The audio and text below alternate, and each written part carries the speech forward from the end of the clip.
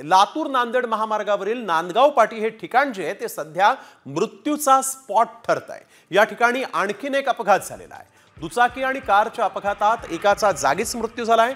3 दिवसांच्या आधी झालेल्या या अपघाताचा सीसीटीव्ही आता समोर आला। अपघातात एका व्यक्तीचा मृत्यू झालाय तर त्याची पत्नी गंभीर जखमी आहे। आतापर्यंत या ठिकाणी 3 मोठे अपघात झालेले आहेत आणि या अपघातांमध्ये 3 जणांचा मृत्यू झालेला आहे। तर आमचे प्रतिनिधी संदीप भोसले यांनी अपघात स्थळावरून आढावा घेतलाय, तोही पाहूयात।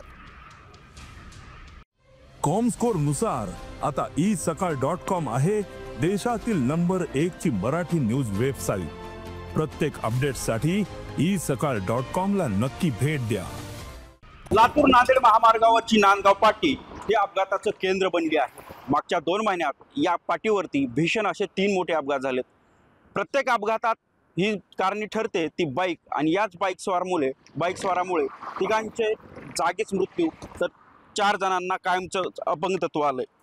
आपण जर पाहिलं तर ही तीच महामार्ग आहे, तीच नांदगाव पाटी आहे। याच पाटीवरती ह्या अपघाताची मालिका कायम सुरू असते। त्यामुळे नागरिकांना या पाटीवर प्रत्यक्षात यमदूत येतो की काय असा प्रश्न निर्माण टाकलेला आहे आणि सातत्याने या ठिकाणी या स्पॉटवर अपघात होतात, अपघाताची मालिका सुरू आहे। त्यामुळे या स्पॉटवरती यमदूत येतो की काय असा प्रश्न सामान्य नागरिकाला पडलाय।